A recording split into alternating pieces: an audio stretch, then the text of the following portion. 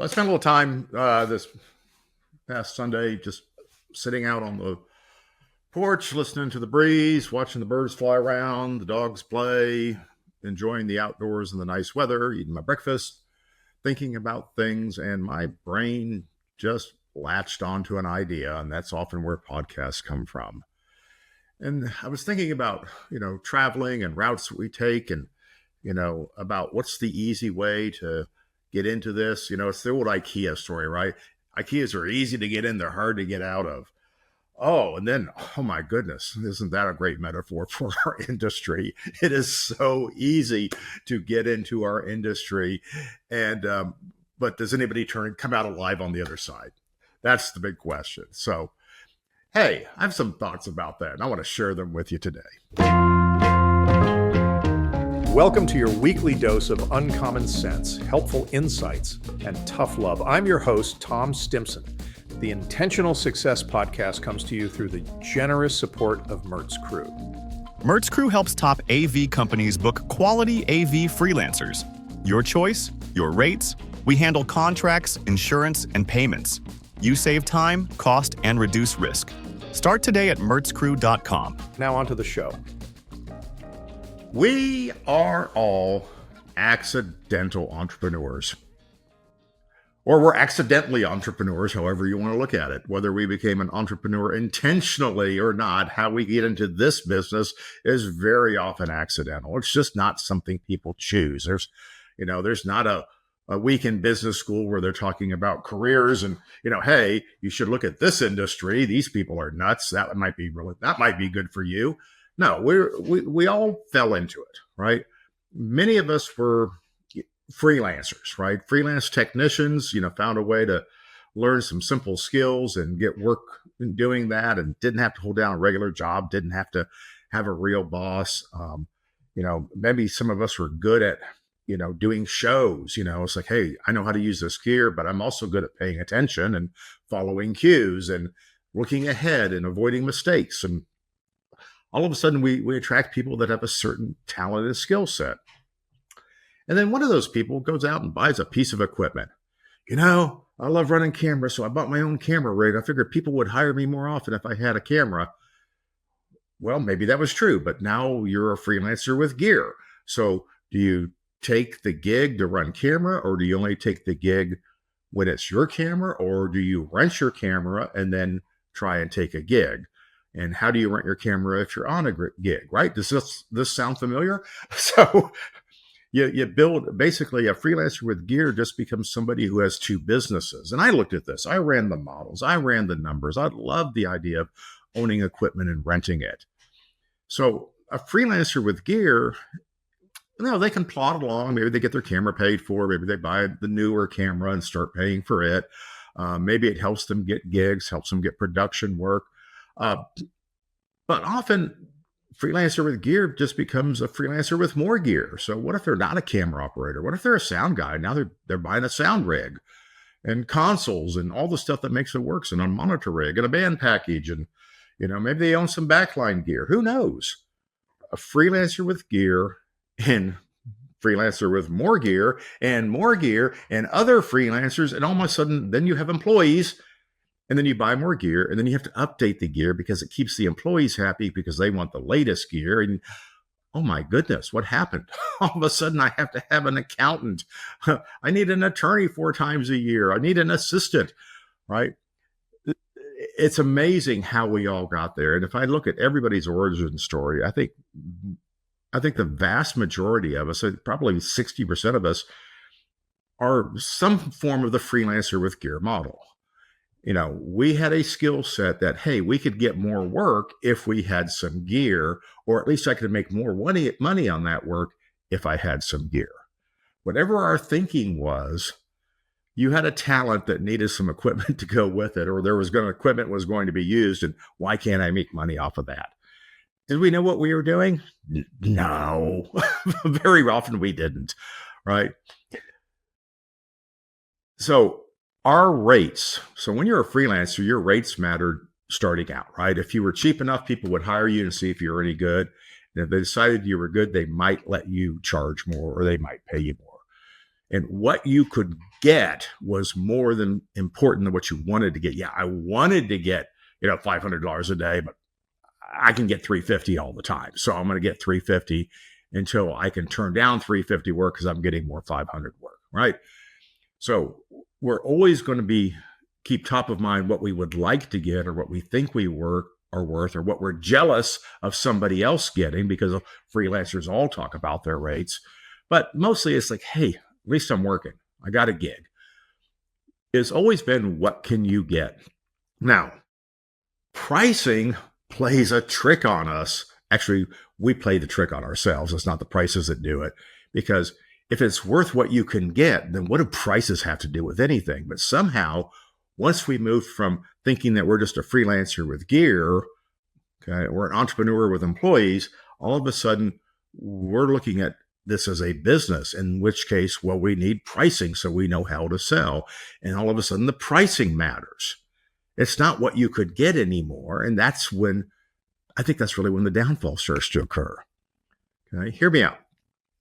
Rental value is based on ROI. Whether or not you own a piece of equipment should be determined by how quickly you can pay it back and how soon you can start making money off of that equipment and for how long. That's return on investment. If you spend $1,000 on an item and it's going to pay you back $10,000 over the next 3 years, that's probably a really good investment for you. For other folks, it might not be a good investment, but if you're a freelancer with gear, something you can pay back in 3 years and keep using for years forward might be a good investment. For a larger company, I might make that investment on certain items, but most of my stuff, I need to get an ROI of break even in 1 year or less, and I need to make a lot of money on it going forward. So what happens, market determines the worth of the equipment, right? What happens after you move up from freelancer with gear to being a company with gear? If you didn't change your math and you started to solve bigger problems with more people's time and more skills and more products, and you're using pricing, you've run into this horrible black hole. You're going to have a really bad vacation, right? It's like you found the easy way in, but there is no easy way out of this model. Okay. When we start selling outcomes, in other words, when the value of what we do is greater than the sum of the parts, a freelancer with gear is the sum of the parts. I got a camera rig and an operator. I saved, that cost is now fixed. I can put that over here in this budget and move forward. But when the quality of what the freelancer does, or the quality of the equipment, or their ability to do something else is more valuable than what I'm paying them, okay, maybe it's because of an outcome. They are so good at finding the right shot. The director loves to work with them. They make our CEO look great. So there's so many things that can make you more valuable. And when we start selling those, okay, now we're in a business where prices don't matter. Well, wait a minute. The client always pays a price, Tom. Yeah, that's our word for it. Okay. We don't rent out equipment. Okay. We have services that do something for our customer. It's not how many devices and how many people we send. It's what those devices and people do for our customers. Our team brings the right tool and uses them to meet your needs. This is what we can tell our clients now. We are not a rental company. We don't rent out our equipment. We bring the right stuff and use them to meet your needs. Would you like your audience to hear? Nobody does it better than us. Here's what we can do for you. If we treat this important event like a gear and bodies transaction, dear customer, and we measure value by time and pieces, then it is in my best interest to only send what is implicitly required and nothing more. And it is your best interest to see if you can buy that way, which means you're going to look for ways to cut corners on things that you're not educated about. We are both working towards a mediocre outcome because we put value on the wrong thing. If my customer needs me to bring what I think is best, then we have to assess value differently. And that's all I'm asking. How do we assess value differently if you're going to affect the quality of the outcome? And it's at this moment that all the rental minds are freaking out. I can hear it. My brain just broke.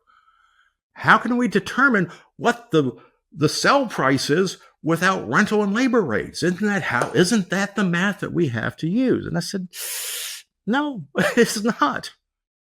So think about it. If you're one of those people who started as a freelancer with gear, just go back, just rewind, start all over again, knowing what you know now.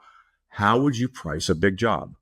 Somebody came to you and says, man, I love the attention. You know my executive, you know my team, you know what we're looking for. I want you to do our shareholders meetings. And this is exactly the kind of gigs that I got as a freelancer. You know, my clients who I was doing what I would call meatball AV with were now turning to me to say, hey, this is our most important event of the year. Would you make sure this is done well, right? You add up everything it's going to cost you to do the job, right? You're the freelancer with no gear and no employees. You add up everything it costs for you to acquire the materials, hire the talent, book the services that are required to deliver the scope of work. And then you add margin to it. And you add what you think is a fair margin, which, trust me, was too low. I know mine was too low. You add a fair margin to it. If your contribution to the success of the job is just to hire the right subcontractors, then that has less value than if you have a superpower of making things go well that can create more value for the buyer than a reasonably alternative supplier who's just going to hire the same people and book the same equipment. If you know how to do it better, if you know how to add the touches, create the feeling, boost the client's confidence, make them rely on you, trust, all of those things are more valuable. So we sell on most likely cost plus margin. We deliver our promise, but we do look for opportunities to reduce our costs. If I think my likely cost is $1,000 and I can find it for $800 and it will meet my needs, yay, I'm going to hire that and make the $200 extra bucks. Okay. If it's not available and I have to spend $1,100, I'm going to have to spend $1,100. So my cost that I apply margin to when I'm estimating to get to the price that I'm going to give to the customer is based on replacement costs. And it's the most likely replacement cost. I might buy better once I have the gig. Now, if as a freelancer you decide, well, now I need to own more gear and employ more people because that will reduce my job costs so I can charge less. Oops, there's your mistake. So I can charge less and win more jobs. I don't win jobs because I'm too expensive. I need to own my gear and have my own people. Oh my goodness. Do you remember that moment? Do you remember telling yourself that that was the math that you were going to follow to build your business? And look at you now. This is the thing that we have to undo. Okay. Employing more people will appear to reduce job costs. Owning more gear will appear to reduce job costs. But unless an asset delivers an annual margin in excess, ROI in excess of 3 times its cost or more every year, year after year, it's probably not a good investment. It's probably not worth the risk. Now, there are exceptions to that. There's nuances to all that. Sometimes you got to buy the fancy widget just to have a chance to play in that particular field, that particular game. But on the whole, you have to have ROI on everything that you do in building your business. And in fact, your chosen solutions might actually deter buyers who want to go to a different route with their event.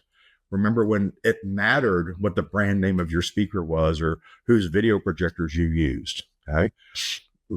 Maybe you invest in a certain type of LED wall, but not the LED wall that's suddenly popular, okay? So you may choose solutions. You may have people on your team that the client goes, well, I really like working with those guys, but some of their team players, I don't like them. And I know I'm going to get them because it's less expensive to send them.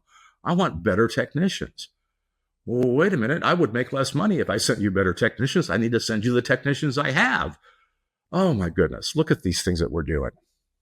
So my plea here is the easy way into our business, okay, is to buy some stuff and hope people come get it from you. The way to run your business is to pay a close look at what your costs are, add margin to it, and convince the customer that you're worth it. And the good customers will make it easy for you. I want to do business with you. You said, great, here's what it's going to take to do the job. Let's put the things in that you want. Let's take the things out you don't want. And then I'll figure out what it costs to put all the tools and people there to make it work. Okay. And I'm going to add margin to it. What's the margin that you add? That's a different discussion. That's a different podcast, but it better be a really good return on your time and your effort and your expertise compared to your reasonable alternatives. So at the end of the day, we all want to be highly attractive to buyers who prefer quality over price. It's what an intentional entrepreneur would choose to do. But if you don't know what your costs are and you don't know what the job is worth to you, what the margin it should be, okay, then your model is going to rely on an outdated pricing platform that sells the wrong thing to the customer. It ties your hands, it ties the customer's hands. It doesn't always deliver the value that you want. And it will keep you ultimately from making money because rental's up here. Rental's a concept that we created, and it's not the concept that we need to run our businesses, serve our clients' best interests, and make money, which means, oh my goodness, we're going to have a lot more fun. Anyway, that's my rant for the day from the back porch. Thanks for listening. If you liked this episode of the Intentional Success Podcast, please leave a review and don't forget to like and subscribe. This podcast has been brought to you by the helpful folks at Mertz Crew.